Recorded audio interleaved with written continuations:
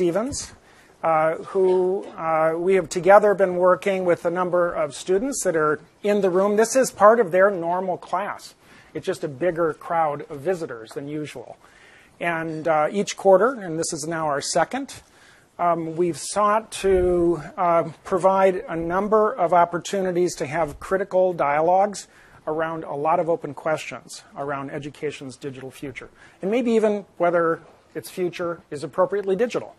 So imagine all of that. And so tonight we have a pretty stellar group of speakers, and we're going to have them engage on the topic of gaming to learn. But again, I want to thank our students that are here, all of you for traveling tonight, and for our fantastic speakers.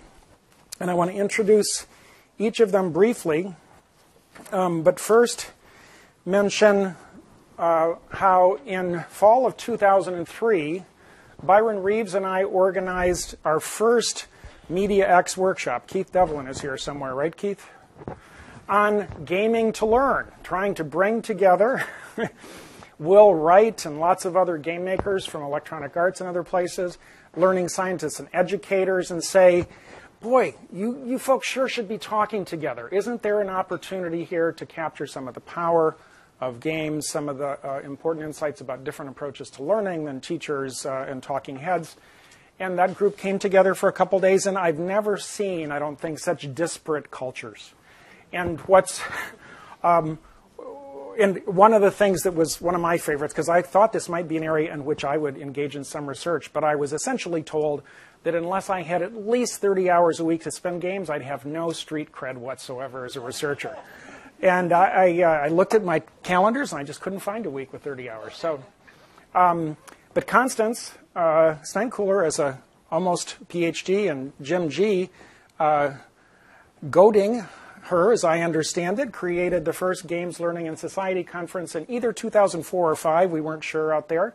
And they've been building this now. It'll be in its 9th year this summer in June. And they've learned a lot more about how to bring those communities together. And we'll hear from all of them, actually, about ways in which these two communities are beginning to find the ways to work together productively and out of the sparks create something new. I found, I have a penchant for printing things and leaving them in folders because they get interesting later. And so I had printed a set of results from searches around the general topics on gaming to learn in 2003 in September. And the search for games for learning, in quotes, in Google yielded 4,570 hits. Today it yields 392,000. Rather large growth.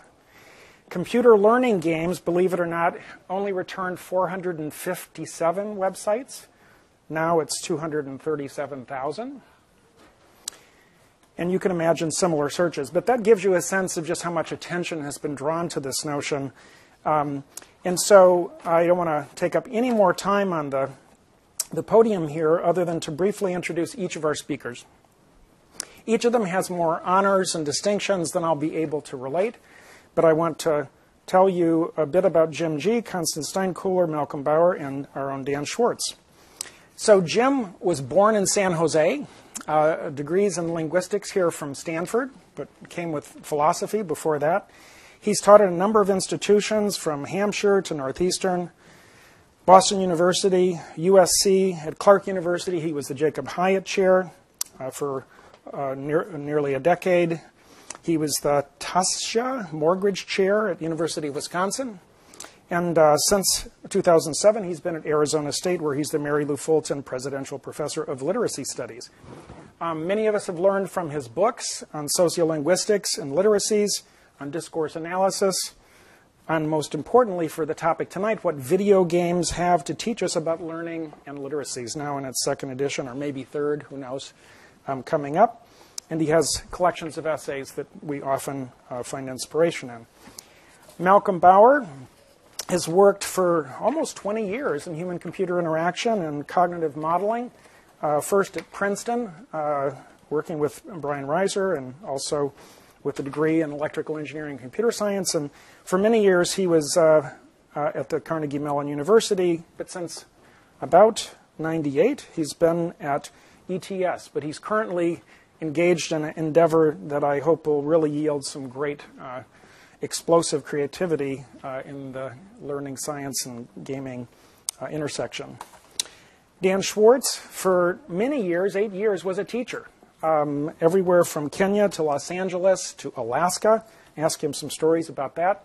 He was a researcher at the very influential Learning Technology Center at Vanderbilt, and then a professor. And he's been here with us for some time as a professor of education and learning science in the school.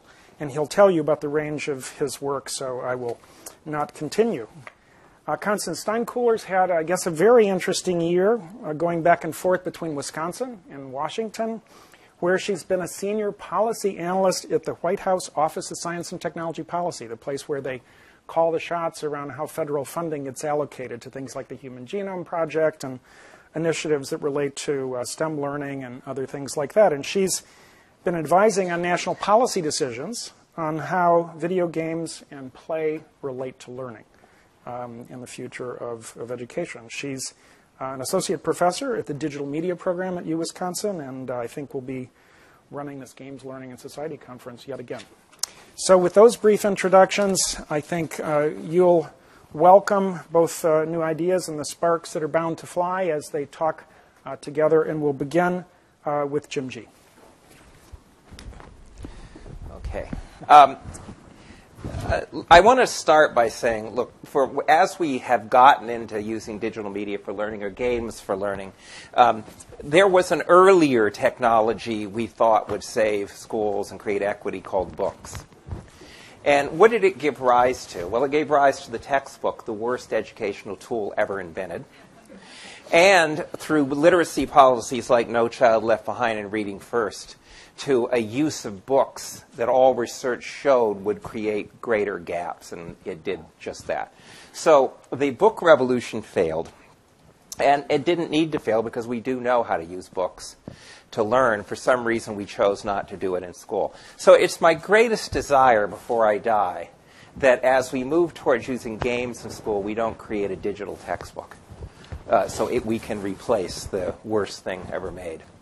So in order to do that, I think that it's important we think about the nature of human beings as learners and what we know about that. And the reason I think we have to do that is we probably want to make stuff that fits into how humans actually learn rather than how, let's say, Martians do or bureaucrats. So the fact of the matter is this is important, too, because this nature of human learning is almost completely ignored in school. So the first thing I want to say is that we now know from lots of research in a lot of different areas that a thing that we might refer to as non-cognitive skills are absolutely essential prerequisites for learning. These are skills you hope to get as a small child. And they're skills like being able to engage in delayed gratification, persist past challenge, and put up a challenge yourself. Now, they seem like very simple skills, but the research has shown, interesting enough, this set of non-cognitive skills correlates with school success and success in society better than IQ does. Right? And yet, of course, we do all this stuff for early cognition when skills like being able to put up with challenge, persist, and persist past failure are really essential to all learning. And by the way, that's something games could be good at and is good at, but you better bring it to school. The second thing is human brains, and I think there's a lot of evidence for this. In 10 minutes I can't give it to you. I'm glad to talk about it more if you want to, is our brains are built to learn in a certain way. They are built for humans to engage in goal-based action. See, that's why things like trees that don't move haven't got brains. Right? We have brains because we move and we engage in action. And there's a lot of evidence that shows that humans learn from experience when in that experience they have to take an action that actually matters to them. And that if they're having an experience where nothing matters and they're not going to take an action, it's a very good way for most of them to learn nothing. Right? Now, the other thing, and I've just written a new book on this, I think we're all impressed at how stupid human beings are. I mean, we've lived through the last few years in our society in which we are bringing on utter crisis through complex systems and stupidity of almost epic proportions. And there's tons of research in this. I mean, behavioral economics and tons of places have documented that humans are not just stupid in one way, but in dozens and dozens of ways. And when they combine, it's truly toxic. Now, I think that the reason for that is human minds are what I call plug-and-play devices. They're not meant to be used alone. They're meant to be used in networks with other people and tools. If you think about it, both language and cognition arose in human beings to engage in cooperative behaviors, social behaviors. What's happened, especially in academics, we've thought, well, you know, what's smart is the individual experts, the Alan Greenspans of the world, the person who knows everything in their own head. And that was, of course, the man who brought on the 2008 worldwide depression. It's now, what digital tools have allowed us to return to what humans are good at, to be plug-and-play devices, where I plug into smart people and smart tools. We network to solve hard problems. Humans are smart in that regard. If you think of all the things that people say, you know, when you say you think humans are smart, you're thinking we can build a bridge or go to the moon. No, we did that as a plug-and-play device. We're actually pretty stupid when left on our own resources because you have to be supplemented. Now, I think this has always been true of human evolution. It's just that we're on the cusp of an entirely new way of making people into very smart collective networks where we can leverage collective intelligence. And again, you know there's a ton of literature on collective intelligence. But what is collective intelligence? Collective intelligence is the way that you use groups of people and tools so that you, when you're solving a hard problem, like dealing with a complex system, everybody brings to the table their differences in what they know and what they can do so that you don't miss crucial pieces of information. In other words, collective intelligence is a way to recruit difference so that people can make legitimately hard and good choices on the working on complex problems. And as you know, things like folded in some of the work on amateur science and discovering galaxies, this is a very powerful way to behave. Now, the other thing is, the final thing I want to say is that the human mind, we used to think the human mind was a calculating device, much like a digital computer. But in fact, we now know it learns and stores edited versions of experience so it can run simulations. And the interesting thing, a lot of evidence coming out of evolutionary theory on this. Essentially, the way that we humans think when we're going to prepare for action is we run simulations in which we are the person running it, but we're also a character in it. We have an avatar. Right, by the way, this is true when you talk to yourself. The person talking is you, and the person you're talking to is your avatar. Right? This division of consciousness that way is actually the foundation of consciousness. Now, this is why I've argued that while we used to think digital computers were a good model of human thinking, they're actually quite bad. Right? That video games are actually a good model that externalizes human thinking. It's because what are they? They're problem-based, action-taking simulations with an avatar. And much like the argument from evolutionary theory that the human mind's evolved to do that. And of course, today, if we don't just focus on games, but focus on a game within social networks, then in fact you're getting collective intelligence as a game. Now, I want to close with that, if I can get to the next slide. Really close with is that at least if you're going to talk about digital futures and using games to improve education, what you should be building is not a game. The game is a piece of software. It's a problem set that has a win state. But in fact, as you know, if you're a gamer, one of the higher-end powers of gaming is that games are embedded in social networks of people who mod, who critique, who do strategies. They're connected to what I've called affinity spaces. That is where people get a passion for it. Look at the affinity spaces around World of Warcraft where people drove theory crafting and drove all sorts of mods that they made. You had it for a while. Can we get it back? So the fact is, if you're a game designer for learning and you don't want to just, for example, make better skill and drill for our schools, you have to be building the software and then a whole social set of collective intelligence around that. And it has to have these 23 features. So I would ask you, since we've already learned how to screw schools up by giving them skill and drill and getting people to work on information that they don't care about, that let's come with true problem solving, collective intelligence, and this network of activities which digital media enhances. But notice, this is not bringing digital media. It's just a tool. This is bringing a new organization of people's social cognition. And that combination of these 23 things and a piece of software is what I will call the big G game. Software is just the little g game. But if you're not making big G games, you're going to do to education what we already did with the textbook. Okay, thank you. So, according to Wikipedia, in 1971, students at Stanford University set up the Galaxy game, a coin-operated version of the Space War video game. It's the earliest known instance of a coin-operated video game. So, in honor of being at the birth of arcade games here, I'm going to start with a story about arcade games. About 35 years ago, in 1978, well, you do the math, I was a student at a New York City public school near Times Square. I was a freshman when my brother was a senior. It was not an academically focused high school. I don't think it was that different, frankly, than a lot of other high schools at the time, though. Classes were lecture style. Teachers tried as hard as they could to get students engaged within the constraints of how they had to teach. We didn't go home together that often, my brother and I. But when we did, we walked to the train station together. We'd walk past the half-price ticket booth, where half-price tickets for Broadway shows are still sold. We'd walk past barkers yelling, check it out, in front of signs for new dancing clubs. We stopped at an arcade right before the subway. And we played a game called, I think, again, according to Wikipedia, the arcade version of Tank 8.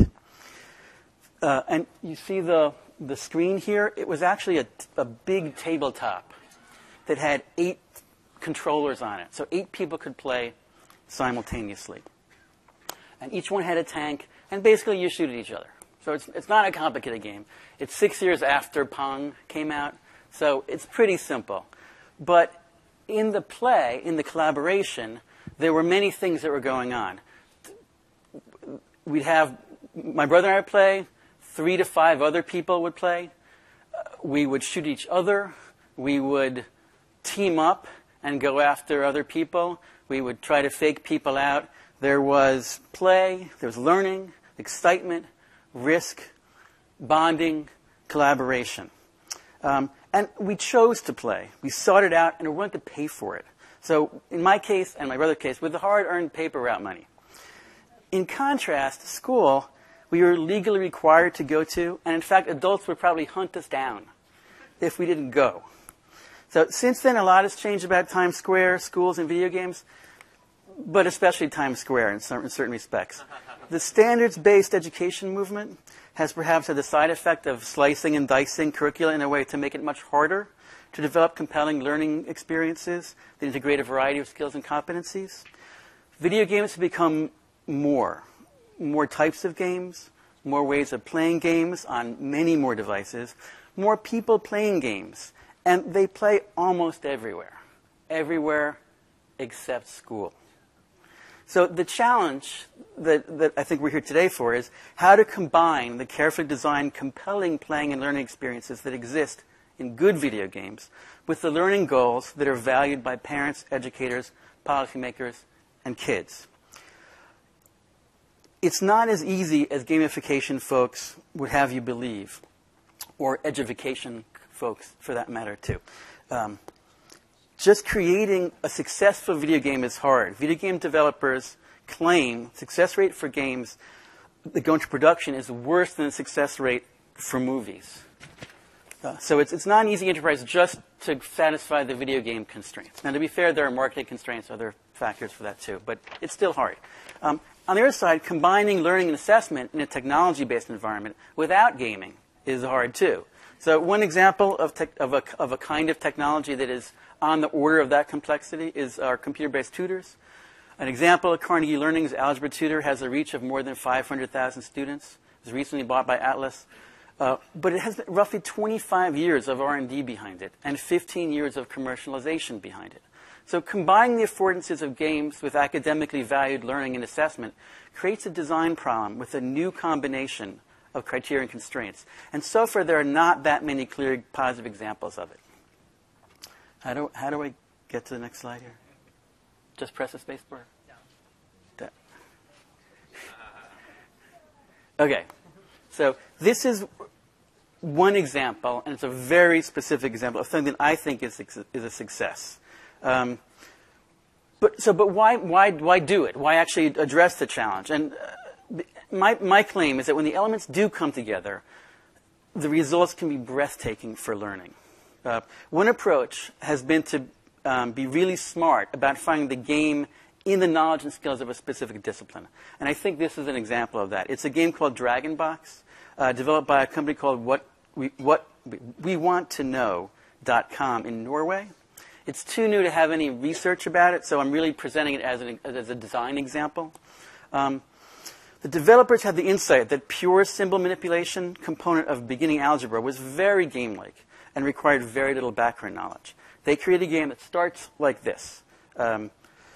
So it feels a little bit like a card game, and you have one or two rules to follow starting from, and your goal is to, what they say is isolate the box, and you have specific ways of doing that.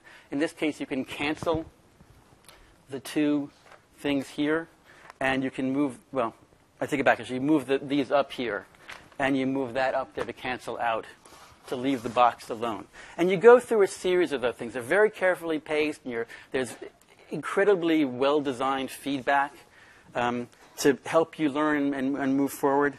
And after about 4 or 5 levels, what do I do now?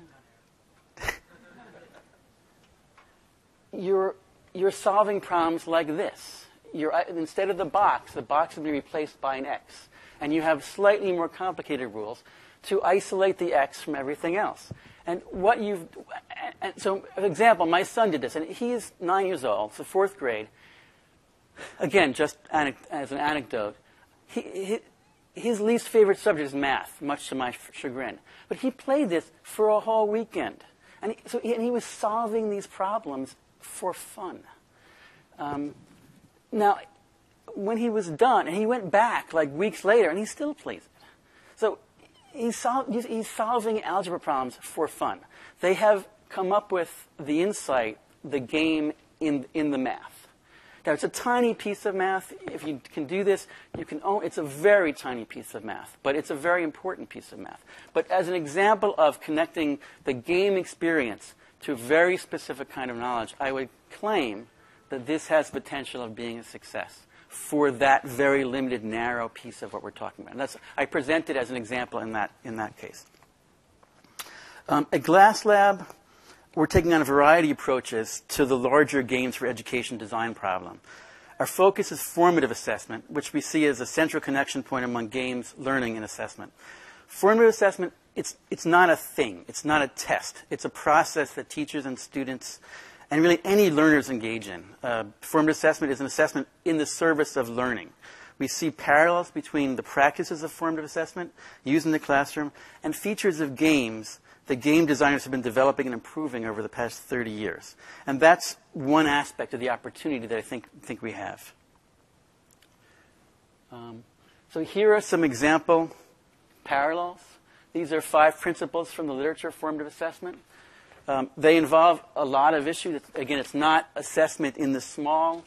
I would call it big G assessment, for lack of a better way to say it, because it involves the community of teachers and students and how they interact. So teachers are eliciting evidence from students. They're doing it together as a compact at many different time scales. Games do this very well, too, through telemetrics and analytics. And that's not also just the game and one person. There are a whole community of people around games developing new measures that develop and move forward. And behind this, I actually have specific examples of games that do this, but I can't show that now. Teachers have to identify and share expectations with their students. Games provide explicit challenges and goals. There are classes and teachers specifically help structure opportunities for students to take ownership of their own learning. Another principle, not always done, but it's an important part of formative assessment. Games allow that too. There's choice and flexible pacing, and you can design that to a variety of structures. So Minecraft is a very different kind of pacing and amount of structure than other games that are much more linear. Teachers try to activate opportunities for students to become resources for one another. Games provide context for sharing and collaborating. Lastly, teachers provide feedback to move learning forward. And games do that too in terms of rewards. And that's not just points. There's lots of subtle things that I've learned over the past couple months that game designers do in terms of varying even the kinds of activities kids might see next as a reward. So, for example, if you just solved a big challenge, they might give you an easier problem that they're pretty sure you can solve fairly well, because the sense of satisfaction, the mastery that they know you get from that, is a reward in itself. And so there's a much rich palette of rewards that they tend to play with in their designs. So just to quickly finish up, I don't know how, over time. The challenge we're embracing at GlassUp is to grow a studio that develops examples of this genre of game-based formative assessment, along with methods, machinery, to create game-based assessments, and tools to support the collection, analysis, and use of data in the classroom and elsewhere. Our approach is to bring together experts in commercial game design, research and developers in learning and assessment, to create solutions to this jointly constrained design problem. And this is a graphic that I didn't do this, although I was involved in discussion about it, combines these different areas of expertise for the design of a product. And there's this learning piece, there's a gaming piece, and there's an assessment piece. And we found, just again from our experience, that unless those progress in a very combined way, you quickly get lost. So if game designers get too far ahead and they've missed assessment constraints, we have to move back. Likewise, if assessment people say, hey, we have to have this kind of evidence, we have to do this kind of task without considering the gaming constraints, we're also too far ahead and we have to pick. So we have to work very closely together. Thank you very much. Hello. So I'm going to talk about games, experience, and learning, but it's going to be a little bit of a bummer of a talk because I'm actually going to be talking about learning outcomes, which means did they learn anything from the game once they leave the game? And this is kind of a downer because you'd like to see that, look, the kids leveled up in my game. They must have learned. And if you believe that, you're sort of fooling yourself because there's a lot of ways to level up that may not be the kind of learning that you're after. So there's three things that I'm going to try and cover here. One is fairly practical, which is how to measure learning from games while letting games be games.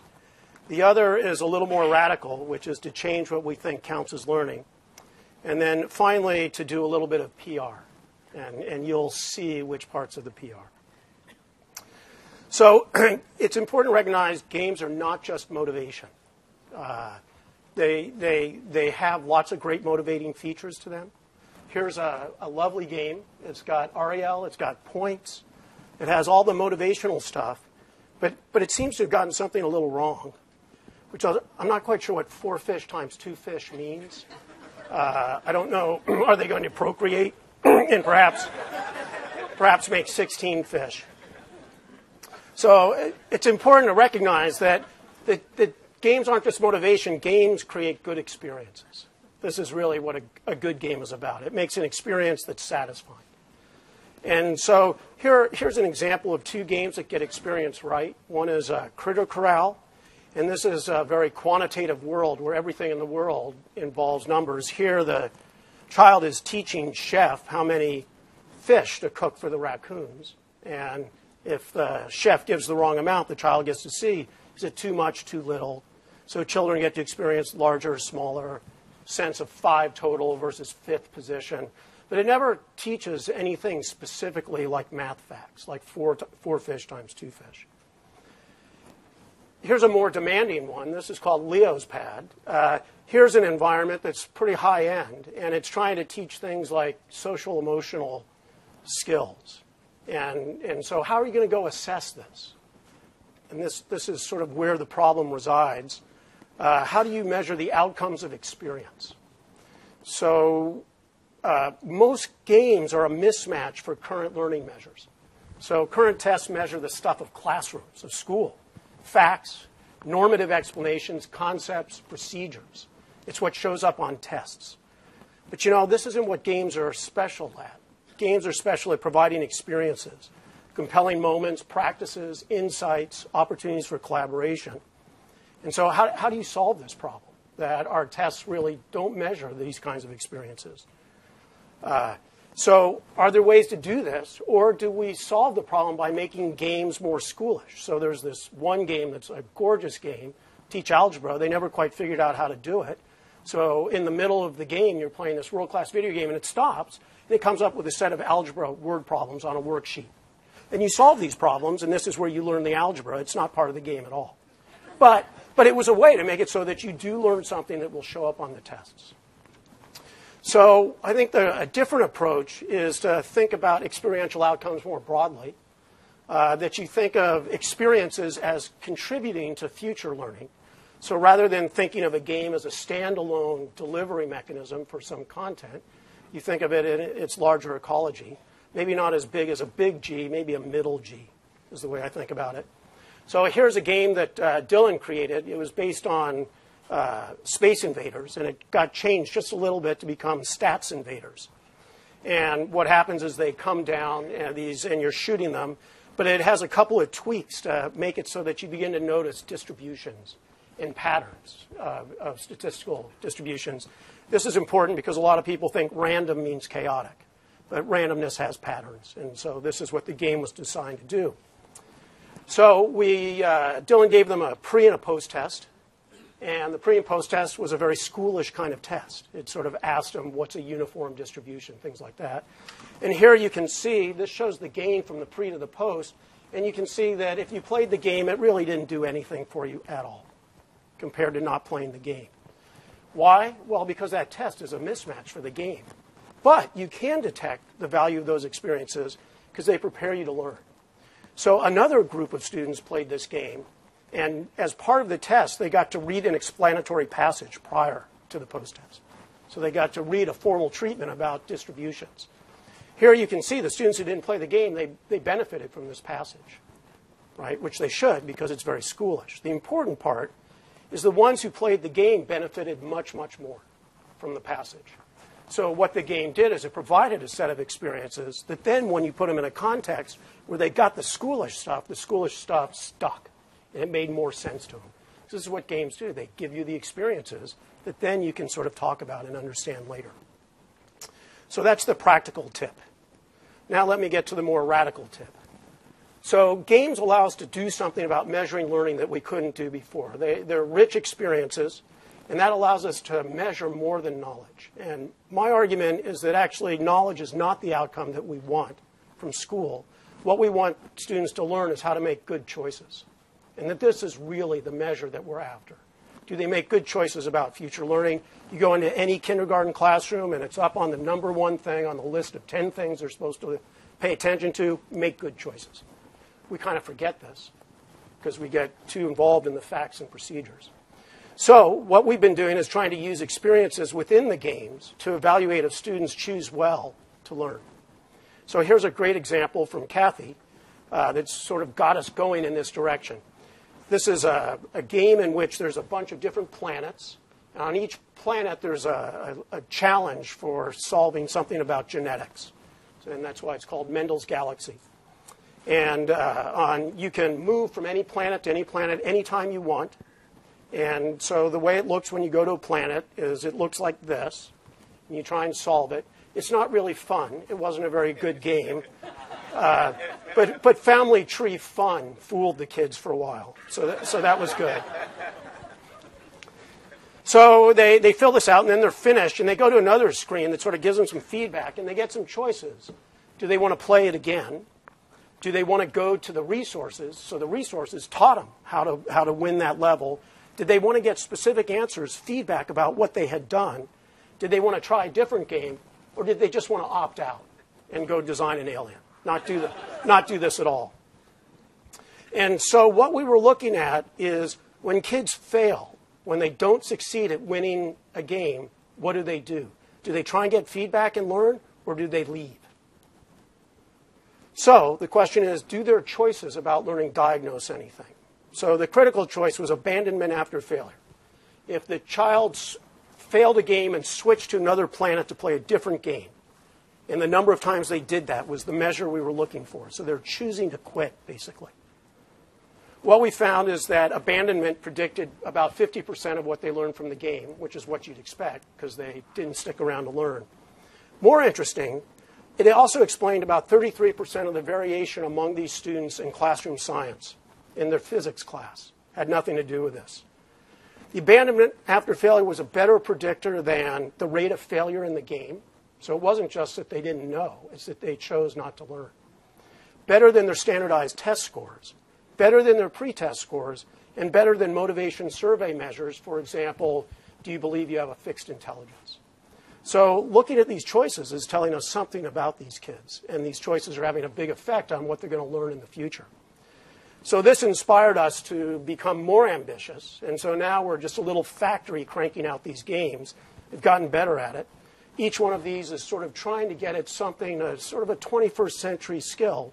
But the key character of each of them is you have to learn something to finish the game.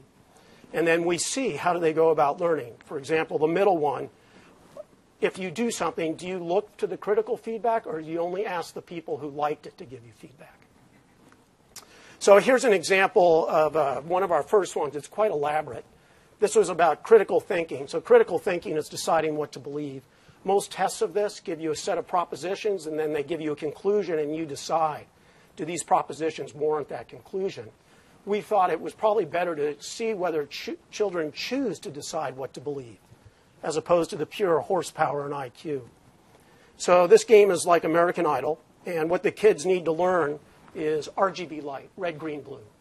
So all of us know blue, yellow, red is the primary colors. Those are primary colors for paint. When you do color, you mix red and green, and that makes yellow. So this is kind of messes with you a little bit. And so you have to learn this. And so the question was, did the kids choose to figure out what to believe? So we have these catalogs on the side, which we call this shopping to learn. And the catalog has charts of different types of color. And one of them's paint, one of them's light, another one's paint, light, and their job. So I want to see if this video works. So we'll see. Hang on. See if this works or not. In this part of the game, the child needs to figure out how to make white light using red, blue, and green. So he goes over to the shopping catalog that has charts. Some show how to mix paint, and some show how to mix light. And so he's trying to figure out which one of these to believe. To help, he goes up to this mixing table room where he can mix different colors and see how they turn out. And so here he sort of looks like he's figured out how to make white. So he just set the lights, and now he's going to get his feedback.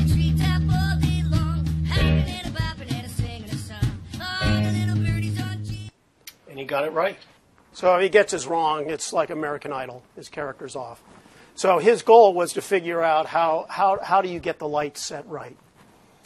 So what we found is the kids who stayed up in the mixing room, which is up here. In this part of the game, the child... Stop.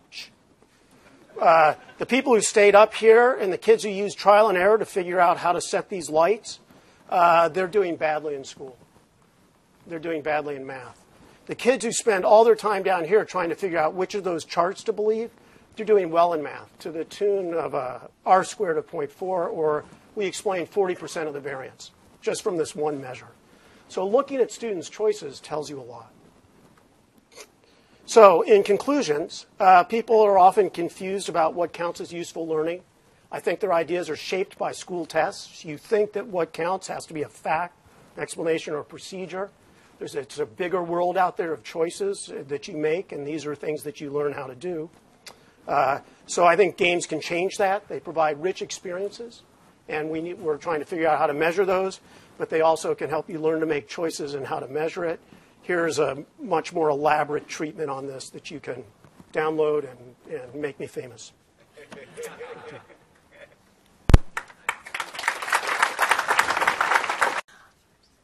I just have to remark that having this kind of turnout for an education event in technology is not what I'm accustomed to. So congratulations to Stanford for doing an amazing job with this event.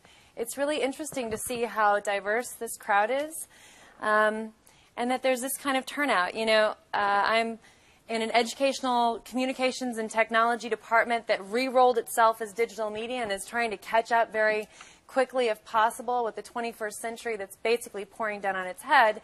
And I'm not used to ECT or ed tech being considered sexy on any level. So it's kind of exciting to see people talking about learning technologies. Welcome home, Con. Thank you. I'm kind of feeling like these are my peoples. These are my nerds. Yeah. So about 2 years ago, I was approached and asked to work for the White House Office of Science and Technology Policy. This very handsome gentleman next to the President of the United States is John Holdren, who is the director. He is essentially the science advisor for President Barack Obama. And when I was first asked to do that, I thought it was actually a prank, a joke, or some small marginal office somewhere in D.C. And when I went out to actually talk to them about the job, thinking, oh, I'm going to turn this down, but, you know, at some point, your job is to go and make them wish that you weren't going to say no. And I went out and I, looked up the address and took a taxi and I stepped out of the cab and I looked up and I was like, it's at the White House. What am I doing at the White House? And why is the White House interested in anything I would possibly have to advise on? So it turns out that indeed they are interested in games, particularly as learning technologies, but games across all levels. So thinking about games as sort of policy light, all the way down to games as a vehicle for thinking about cognitive and behavioral change. Now, there's a lot of ways to get that wrong. There's a lot of ways in which that could be executed in a way that gets really Orwellian. For example, gamified citizenship. Creepy. But there's also ways to get it right, right? And part of my job was to figure out what those ways to get it right would be. So when Roy invited me here, he asked to talk about games for learning in terms of both opportunities and challenges.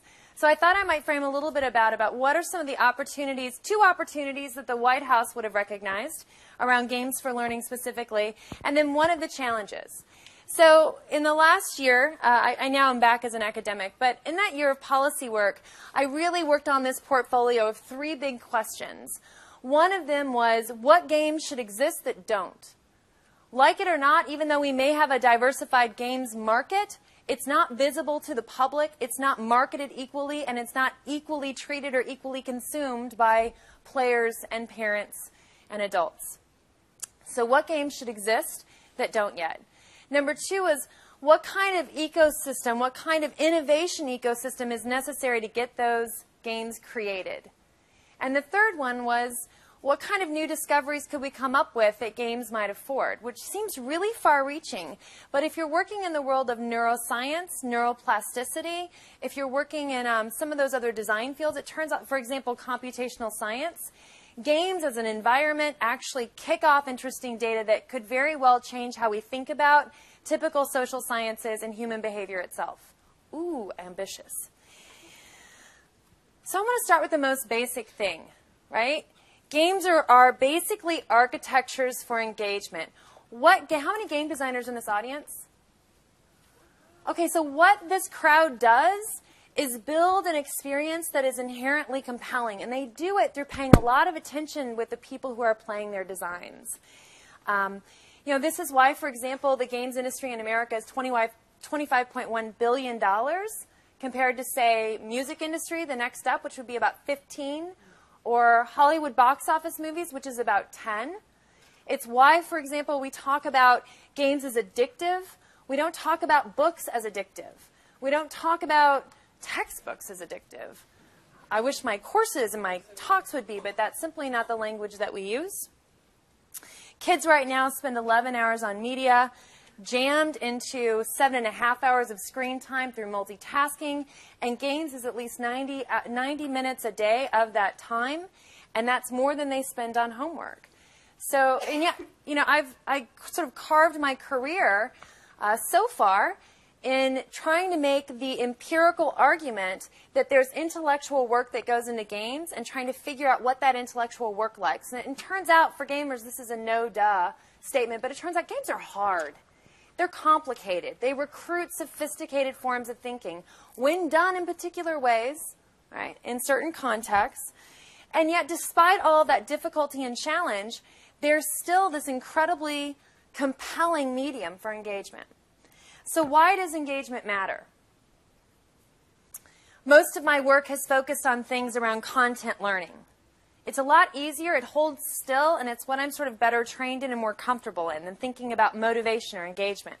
So I want to tell a little bit of a story of the study that we did before I went to the White House to explain why I think engagement is so important.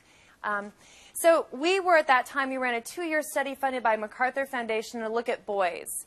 We were interested in the fact that we had shown that games recruit fairly complicated text and that you can't really game without encountering and getting through these texts successfully.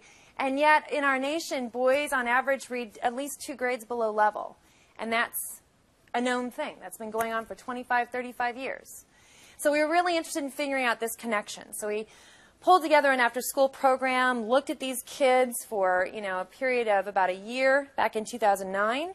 And part of what we did was run a series of experiments trying to figure out the relationship of what they did around school stuff versus game stuff. So stick with me. So we were seeing that kids, some of our struggling readers, our most struggling readers, were reading text that was way above their head and doing just fine in the game environment. So we decided that we should look at this and presume that they must be using different kinds of strategies or approaches, right? So we sat down to study, we gave them this reading assessment, the QRI, and then we did some pre-measures of like prior knowledge and attitudes toward text. Then we had them read 2 texts. We had a text out of their textbook from school that was set at their reading level, and a text pulled right out of the ongoing game environment, a text that they would be part of their typical resources, again, at their reading level, and check to see, are they dealing with these texts somehow differently that explains why our struggling readers seem to be reading okay when it comes in the context of games. And we saw no difference. There were no differences in strategies, attitudes, etc. Well, attitudes is a different question, actually, but there were no differences in strategies for reading these 2 texts, which was puzzling, right? Because here we had seen this going on for the last 8 months in our lab. So we pondered it a while, the grant ran out, and finally we decided maybe we kind of broke this study. So let's bribe them with pizza and a game card to get them back in here to see if maybe the problem was that we had artificially deflated the difficulty of the text, right? What we had done is you read at the 6th grade level, we'll give you a 6th grade text from 2 different worlds. So we brought them back in, and this time we decided to make sure that the text was at least 12th grade because that's the average reading level of game text. We also made sure that it was at least 2 grades above their head, so it was difficult for everybody. We made sure it was a resource that was actually used, again, from the game environment.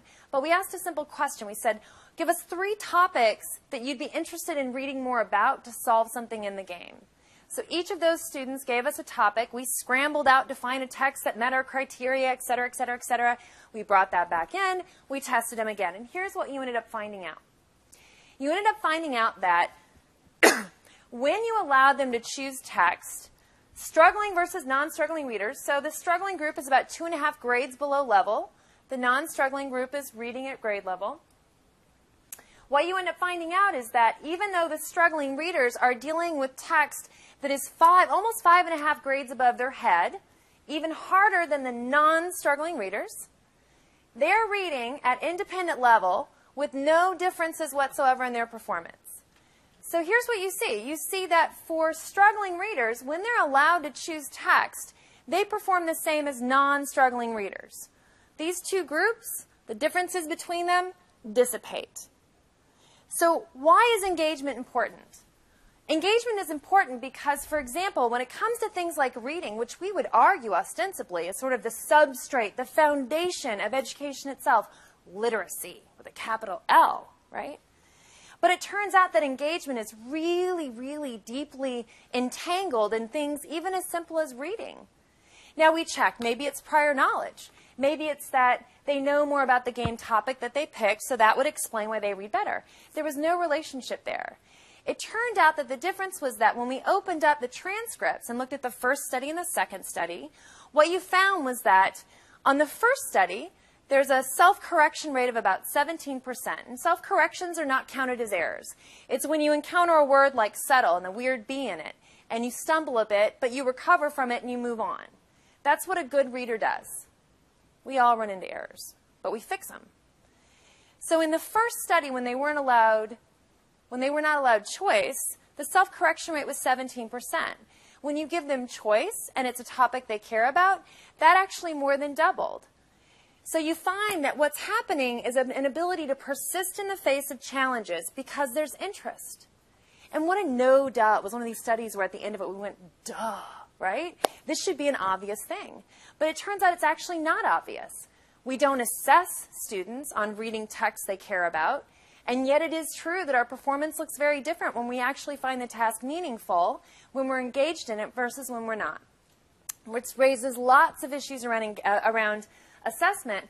But the point I want to make has to do with engagement. So, for example, here, our most struggling reader, reading 5 grades below level, read a level 14 text and performed with 97% accuracy. Independent reading. Even though in school, right? In school, he's 16 reading as an 11-year-old. So we have to ask ourselves, how much is engagement already a massive confound in what we do in school? We just ignore it because we can, because it's compulsory. And games mostly can't. All right. The second reason, so the first reason why a White House would be interested in something like games is that because they are that engaging. The second reason really has to do with the kind of data exhaust that comes out of them, right? So the magical continuous improvement of A/B testing, of which you guys are at the mothership of all places who understand A/B testing. But thinking about how it is that data coming out of game-type environments generate data sets that allow not only continuous improvement of the curriculum, of the experience itself, but you can start to think about personalized learning in particular ways. Those data are very interesting data, not simply for education, but for asking new kinds of questions that we couldn't ask in the past, taking a more computational approach. In the terms of the OSTP office, this is the argument that part of what they're trying to do is take education from being a data-poor activity into a data-rich activity. Now, there's a lot of questions about what that ought to look like, and we ought to have that conversation. But surely more data is not going to be inhibiting us from doing a better job than what we're doing now. As Biden said a couple weeks ago, we simply can't be afraid of the facts. So what about this ecosystem, this innovation ecosystem that, what do we need? Well, here's part of the challenge, right? So here's the 4 major stakeholders that I worked with in the federal government, right? You've got agencies, and you've got philanthropy. You've got academics, of which there's now a consortium. There's like 20 universities with significant, really amazing games for impact spaces going on. And the games industry, right? And these are interesting partners. Typically, the partner has to do with money, where federal government gives money to the academic labs, or philanthropy gives money to the academic labs, who usually create some form of product that's 80% done, that's tested to show it can have effect, and then it's dropped the moment the grant is done. I'm not trying to depress everyone here. It has no budget for marketing, typically linked to a website that then no one actually goes and looks at. Right? So you have this problem of how do you build more interstitial partnerships among these groups that aren't always about money, although I'm all for money. I especially like money that's flowing this way as an academic, right? I'm all into that.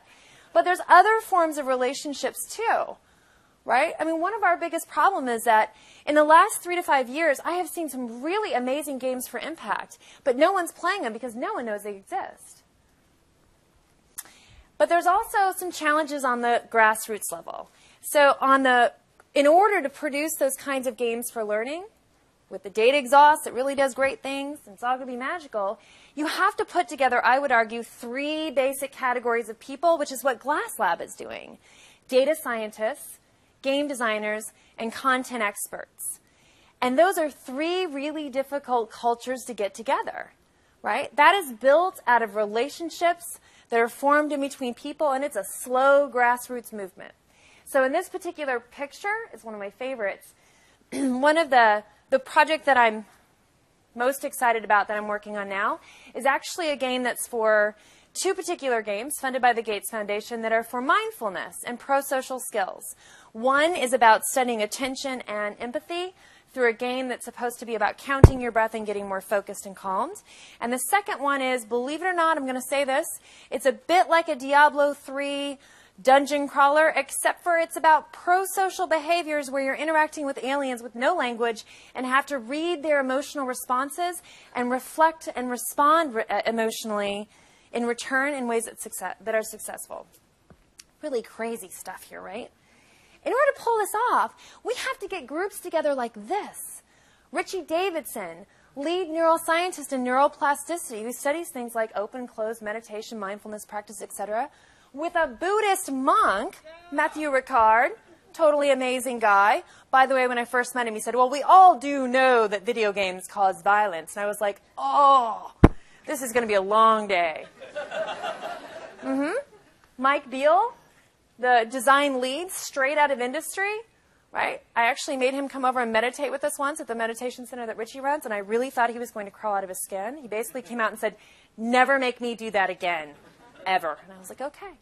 But doing this kind of work on the ground floor is very difficult. So you have instances of it like GlassUp, et cetera, but pulling it off is going to take a lot of goodwill and humor and persistence, I think. And Buddhist monks, all in there. Thanks.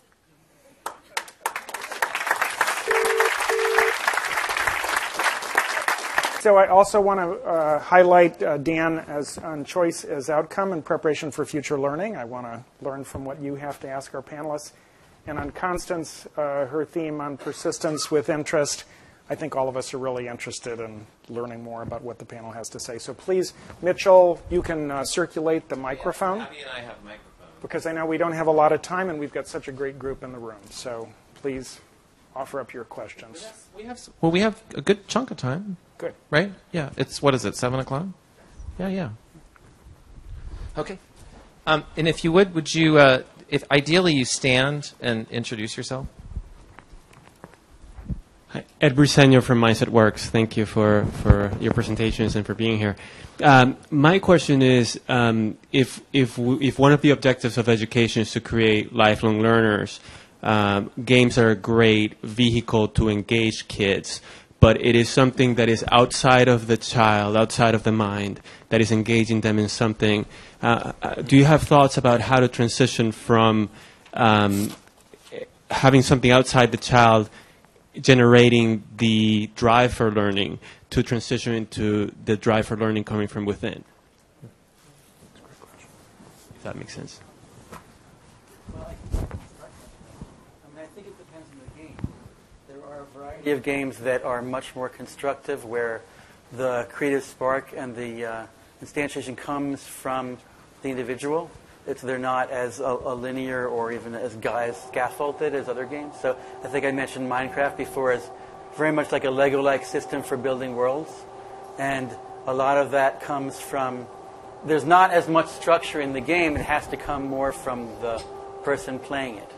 And so I think there's any number of ways to provide support for more coming from, more of the guiding in what you do, more of those choices coming from the individual, rather than it being more from the game. It just depends on the game.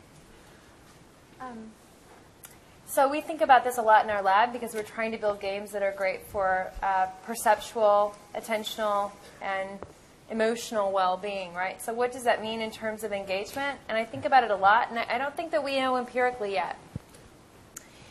But I do find the topic more complicated because it's an old Vygotsky notion that we, in fact, are creating our environment as external parts of our cognitive work.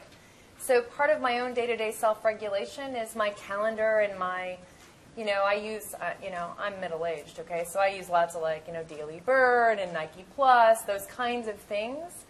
And I think it's worth asking the question, what is that balance between self-regulation and outside external regulation? But for me, I tend to think about it more in terms of am I structuring my environment in order to better regulate myself, or is someone else making that choice? So I'll give you a more practical country lawyer thing. Look at sports. right? The kid goes through some experience, and then the coach gives a name to it. Sort of says, well, you know, when the going gets tough, the tough get going. Helping the kids recognize this is what was going on, giving them a name, now enables them to think about it, right? And so it could be as easy as that. Hi. So my name is Charlotte Chang. I'm an educational consultant for a variety of learning companies. And I think a great strength of games, like World of Warcraft or other games like that, is collaborative problem solving. And I was wondering how we could sort of harness that to integrate education and learning in that field. And also the component of assessment, I think, would be really hard in collaborative problem solving, and I was wondering if there's been an exploration in that. Well, you know, World of Warcraft does that just the way that high-tech industries do it. I mean, if you have a hard problem, by which I mean that you can't be solved by one skill set, then what you have to have is a team where everybody has some very deep skill, but also the ability to understand how their skill integrates with the other people's skills. Right, which is what a hunting party does in World of Warcraft. And you see that those are called cross-functional teams in high industry. Now, assessment in it isn't difficult at all if you get out of the idea that you can't have collaborative learning but individual assessment. But, you know, think about it. World of Warcraft, and so do a lot of scientific teams, you have a hard problem, and the assessment is you solve it, right? And you know, I don't know if they still do this, but in the old days, when the high-tech industry used to interview by putting a problem on a table and having several people do it, and their assessment was, if you tried to do it by yourself, you were the first person they let go. Right? I mean, the assessment is, could you integrate your individual skills? This is actually more now today a matter of our own safety, because when I mentioned Alan Greenspan, the trouble with experts like him is in a complex world, they overtrust what they know and they don't seek out what they don't know. And if you read things like Nate Silver's book on the signal noise, he shows that that type of expertise, when you have a world full of complex problems, is extremely dangerous. It leads to a prediction rate that is very poor. So this issue of, you know, being able to engage in collective intelligence or collaborative problem solving is central to industry. It's central now to modern academics, but typically yet it's not central to school. Tom Malone's Center for Collective Intelligence at MIT has done some great work on measuring the C, or the collective intelligence of a group, and it's different than what you'd predict from the individual G of the individual intelligence in the group. And they've looked at them across a lot of tasks. It's pretty promising. I think you can assess both individual contributions to a team as well as overall teams. And it's just a question of what the purposes are for the assessment. If you're looking at how well someone functions in the team, so you're looking at how they will function to predict their future involvement with teams, you can either have, you know, a set of people that they do this in some medical assessments, where it depends on how collaborative you are with other people, how much you question what you know, what information you ask for, and the focus is on assessing that one person. But from an educational standpoint in the classroom, you may want to look at how well the class is functioning together to learn at a collective level. How well are the kids working together? And that, you know, you may not even want to attribute things to individuals at that point. It may just be a question of, is the teacher facilitating and working with the students to create this environment? And then you don't even have to make individual attribution. Good evening. My name is Toyna Chin, and I'm the founder of a company called Read and Rhyme. I'm actually focusing on the consumer side of ed tech, digital media learning, whatever you want to call it. I have a two-part question. The first part is, are you aware of any studies that have been done to show that using games allows kids to learn basic life skills, such as brushing their teeth, putting their toys away, learning manners, etc.? That's the first part of the question. The second part is specifically for Constant. Based on your study, how does it compare to the SAT scores, specifically the argument that SAT tests do not test kids equally?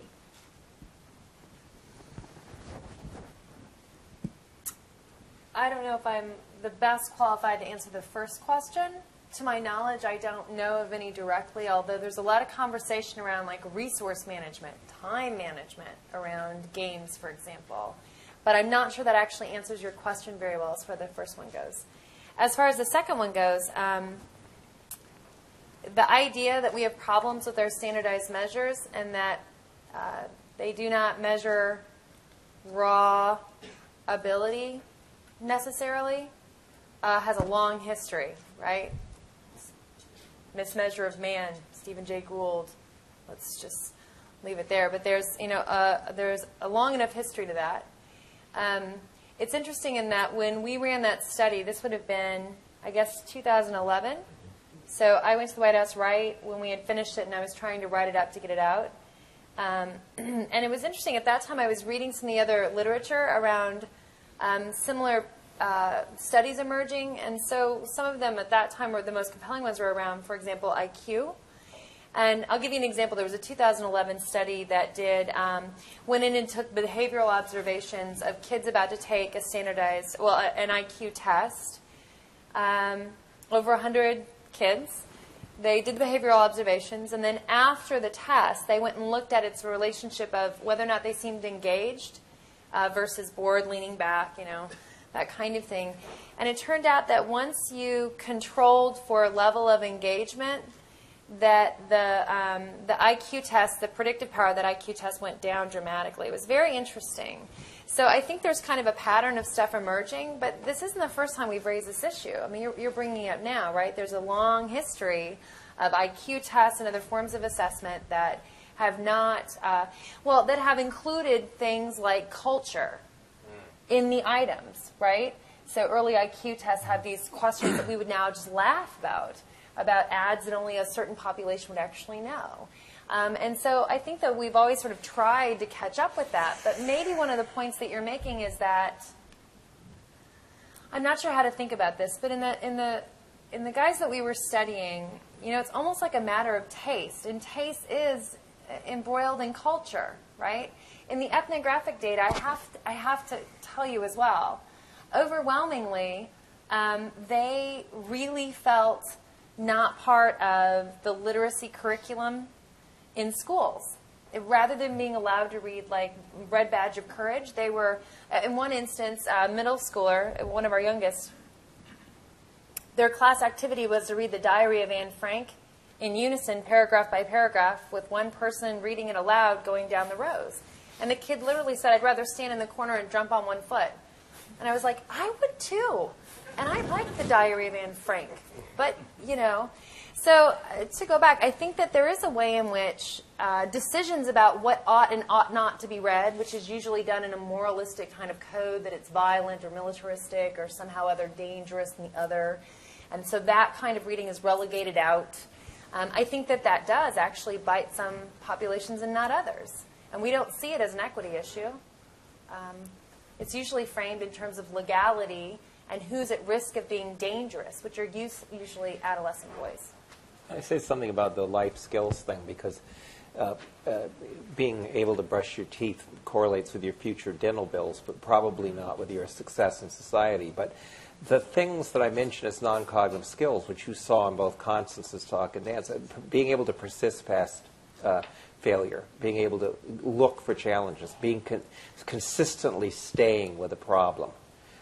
Those have been shown, the earlier you get them, to correlate hugely with your life success. If you wanted to call anything a basic skill, if you had a choice whether your kid should brush his teeth or get one of those, if they get those, they can pay the dental bills. And and you saw Dan had tasks there where they were the kids who had consistency and conscientiousness and staying with it, the people who look out for challenges and stuff.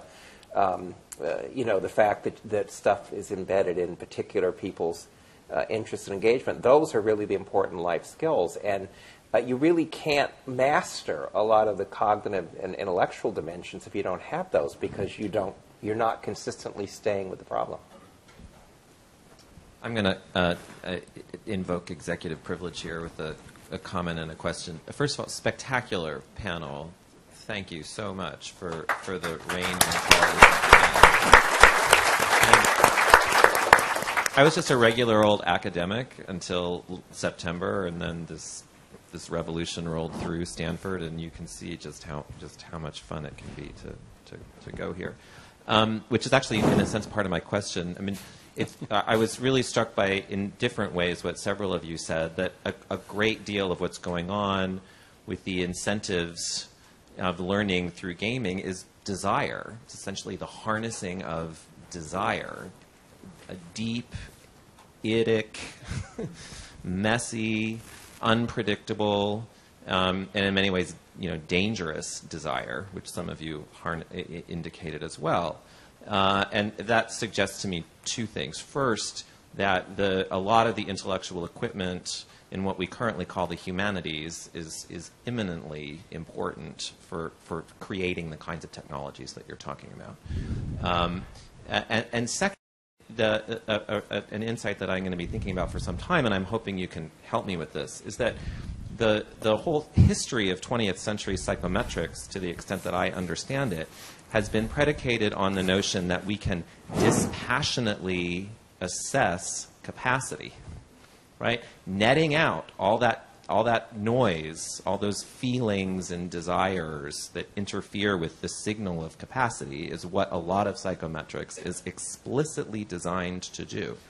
And it seems to me that in different ways, several of you are suggesting that we have to suspend that if we're going to use these kinds of technologies to incent learning in a powerful way. So, am I thinking right about this past of measurement? The measurement point, yes, but there may be. It may not just be the psychometricians. One of the nice things about most tests is you're safe to say that answer is right or wrong. Whereas these other things, it's a little harder to make the argument that persistence is right or wrong. So it's harder to make a warrant that this is behavior that we as a normative endeavor should try and shape a particular way. The thing that I think I hiccup on is the deep desire part. I think you're projecting. A good game of solitaire is pretty engaging, and I don't have an id.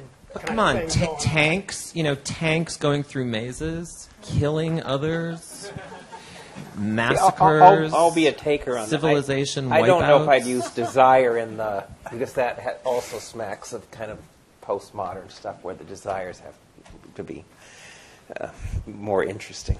The thing is, I think that there is a lot of evidence in how humans evolved in early primate studies that learning is an appetite, an instinct for human beings, that it is tied to our pleasure centers. I always think, Harry Harlow, the guy who did the mother love studies, in the 30s was, doing primate intelligence, and a traditional kind of behaviorist way to do that is to have a multi-part puzzle and machine or something that had to solve a problem and have a food reward under each one. And the idea, of course, was they might randomly solve the first part, then they get the reward, and they want a reward, and they go on. And one day he came to the lab and he said, but we don't know what they'd do if we didn't give them any rewards, right? So as good scientists, we got to try it. We know what'll happen. They'll throw the puzzle away. But in fact, they solved it faster. And so for primates, and we're primates, learning and mastery, and you can get that in solitaire, you can get it in anything, is really an appetite for us. And the tragedy, and it's tied to neoteny in the history of our evolution. And what's the real brilliance of school is how they killed that appetite, right? And if we had sex as a curriculum, there would be no people.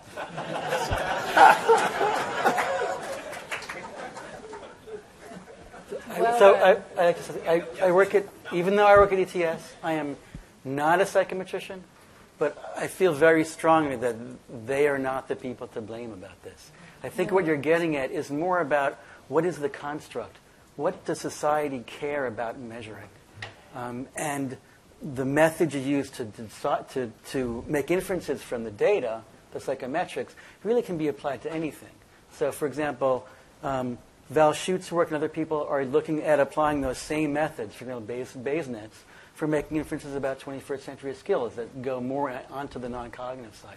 So it's really not about the methods of making inference from data to decide to make inference about what you want to measure. It's about what you want to measure. And I think what we're saying here is that really we've been measuring not necessarily the wrong things, but not nearly enough things. And we have been put too much emphasis on one area when there are many other areas that are equally, if not more important. I also would have to comment that I guess I wouldn't locate desire or engagement solely in the individual, that there are some clear aspects to game design that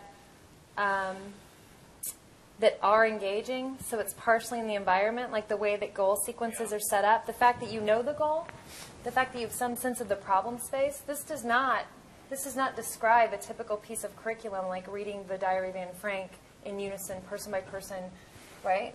I mean, so there's some aspects of the environment I'd want to bring back in too. So, but maybe bringing it more to the forefront, not just simply in our measurements, but thinking about the design, like the user-focused design of an experience, I think is important.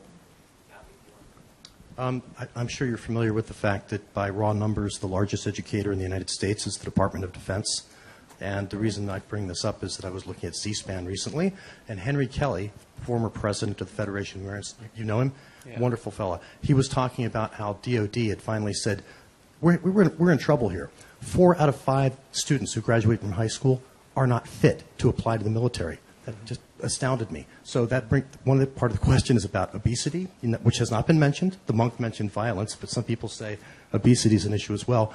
The other is DOD sharing best practices? Because he cited a case where they did 8 weeks of straight chapter by chapter, sit in your seat for 8 hours a day and learn how to run a tactical field missile battery from the book with lectures. And then someone said, here's a couple $1 million. Let's invent a simulated environment. Let the kids go in and explore it and figure out what parts they want to learn about on any given day. 10 days later, they were just off the charts in terms of, so DOD said, okay, that from now on, everything is going to be taught this way. But I've seen no studies coming out of there that verify this, and I've seen no examples. I don't know if they're keeping it in a black box. Are they sharing it with you? And if you have anything to say about obesity and physical blended reality games such as, I don't know, Wii or whatever, is anything that might blend academic and exercise games, is anything like that on the horizon so we don't just end up with a bunch of really smart, chubby kids? There's a lot. The games for health industry is actually kind of furthest along of games for impact because there's a financial plan there and market, and there's a lot of exercise games and games tied to your body as a controller are now cottage industry. So there's a tremendous amount of obesity. Although, you know, it's one of the mistakes we made about schools is to think that all the problems that a kid has in school are solvable by the school. It's nice to make exercise games, but in a country whose food and whose food industry is as deplorable as ours for health, the problem is not solvable by games alone. You know, it'd be nice to not have food that is already prepackaged to make you sick. So, I mean, there is a societal thing too, but that's a very big issue. The Army has shared a lot of its data. There are controversies in the Army over this, though. But I once was at a talk where the people who made America's Army, the colonels who had that idea, one of the originals, was talking to educators. And of course, since it's the military, it was very unpopular with them. And the guy was kind of attacked and he said, well, you know, the reason we did this, that we're teaching through these games, because as you said, he said that we get the 17-year-old you failed, right? And this time, if we fail them, they die. And he said, which you educators should be ashamed that we did this before you did. Hi, my name is Paul Franz. I'm a student in the learning sciences here. Something that strikes me, this kind of came up out of what Constance was saying about the Diary of Anne Frank. In the recent debates around the Common Core in literature, there's been this discussion about literature is not just a singular thing. It has a lot of different genres, and there are a lot of different levels of quality within those genres. And that's something that strikes me in the game space, too. A lot of discussions around games and games for learning and discussions around research on games in education treat games as kind of a singular space. And I know I've heard Constance talk about this before, but they're not. There's a lot of different genres, and then within those genres, there's a lot of different levels of quality. And there's a lot of different kinds of principles that go into it, and a lot of different interests that gamers, learners would bring to bear on those games. And I'm just curious about when the conversation around games gets to get that level of complexity that we have around our conversations around literature.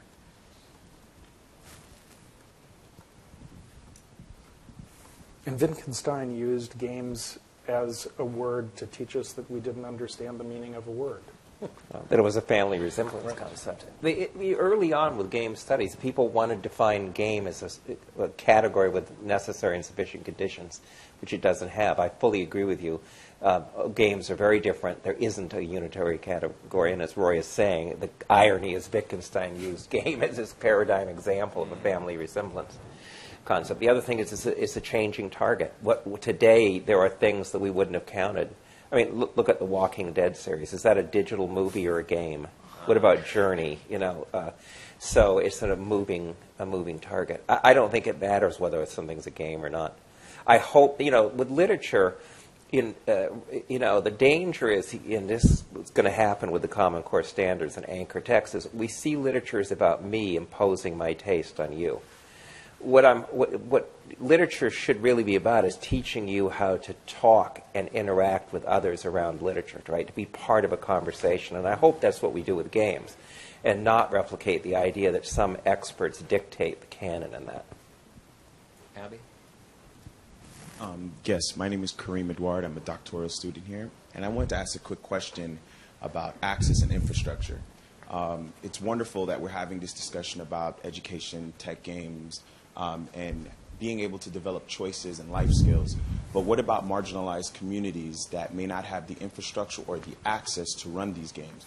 And I want to preface it by saying that it's not limited to just philanthropical tech dumps, or even just the private sector coming in and giving cheap access in order to brand, but an actual attempt to get every single child in every community the access to the technology, so that way they could then be able to get access to be able to use the skills, develop the skills in which we're here discussing. See, I think that the way you put it is the way it's always put it, about access. But, if you go back to what we know about books, getting access to books, it's fine, it's great, but it doesn't solve the equity problem. There are two things that are crucial to the equity problem around book. One is we know that a certain form of interactive conversation between an adult and a little kid around books is crucial to how that literacy develops one way or the other. That is, there's a mentorship and interaction where the book is connected to other things and to experience, and kids are learning not only language, but learning how to do that. So that interactive mentorship is crucial. The other crucial thing with books is that you, as a reader, read like a writer. That is, you read as if thinking about how this is designed with metacognition. The same two things are absolutely true of games and digital media. Simply giving the kid the game won't work. You have to give interactive conversations around that are sustained and tied to experience, and you have to get the kid to play like a designer, whether he mods or not, to think of this as a designed object. And that was true of books, and it's true of games. As you said, a lot of charity organizations say the problem will be solved if we just go out and give them the games. Well, we didn't solve it by giving books, and we won't do by games. Hey, I'm Milton Chen from the Lucas Foundation and from Sesame Workshop. I just want to press a little bit more on the Common Core. Your thoughts about where this is headed, both around the standards and the assessments. There was just a nice webinar this morning where Kenji Hakuda from this esteemed institution showed a slide from Nation at Risk 30 years ago. And you could easily imagine how this is the next wave of reform. We could be here 30 years from now and still talking about the same ideas, schools becoming more and more relevant. How do you feel about where this is headed? Do you feel there's more we should be doing as those who care about engagement and student choice and technology and flexibility to affect where it's going? Well, I won't pretend to know the future. So I'll start off with an optimistic note because I have a feeling it will be followed by many pessimistic notes, which I will leave to my esteemed colleagues. I guess one good thing is that having watched Common Core sort of come into discussion and then be implemented and taken up by various states is that if you're working with small startup companies, of which I bet there's a lot here, who are interested in learning technologies, and I would argue all of the great innovation will come from people just like who's in this room, young companies, nimble companies. Without Common Core, why would they ever go into learning technology? Because entering that market was insane. Standards were different for every state. So no matter what, your market was tiny. And I hate to say it, but if you're running a company, I mean, benevolence aside, double, triple bottom line, fancy ways to say less profit. And when you're a young company, and you want to do something in learning technologies, Common Core, I feel like, at least offers access to a much bigger market. I know this sounds overly pragmatic, but I do feel like that is at least going to open the conversation. I don't think we would be here with this many young people doing startups around learning technologies if it weren't for that fact. Because now suddenly you can get into X number of states because what you build is not just relevant to Texas. Let's take one more. And then now for a pessimistic note. That was too optimistic, I think. Hi, my name is Sunny Dillon, and I work for a venture capital fund named Signia Venture Partners, and we're trying to expand our EdTech thesis right now.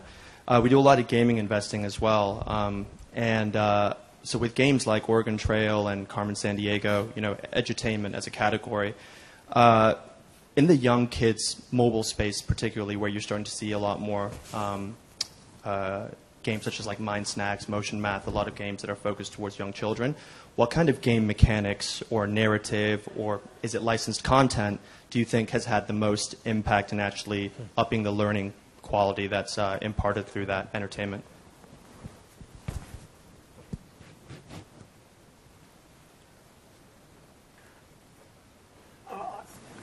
I'm trying to understand your question. You're asking, what is the secret sauce of the most successful game? Way to boil it down.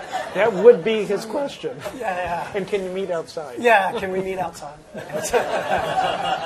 But specifically for impact on learning, is that? Yeah, so a lot of times it's just entertainment, right? And like learning's just sprinkled on top of that. Have you seen any games particularly that you think do a good job of both entertaining and teaching? Well, Dragon Box was a great example. It's great. Minecraft is another one. I think Pokemon in its day was the best literacy curriculum ever made. Because it forced the mother to have to read text way above the kid's head and sit there for hours doing it and then play the game and do metacognition together and have the kid catch on. He was better at the game than the mother and realized the only way I'm getting rid of her is I have to read.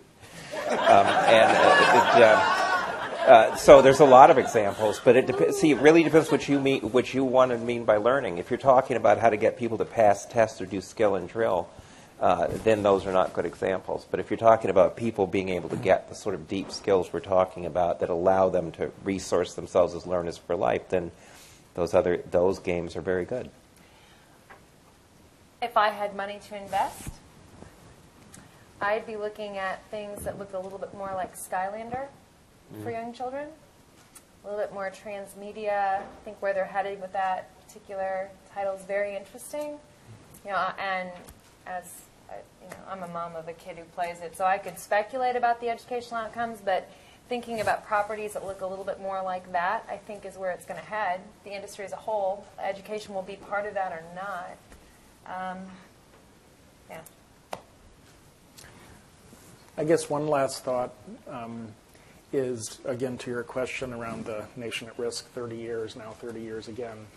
I think there's a lot more recognition about both federal and state policies as either constraining or really opening up things in a way that standards have and open technologies have.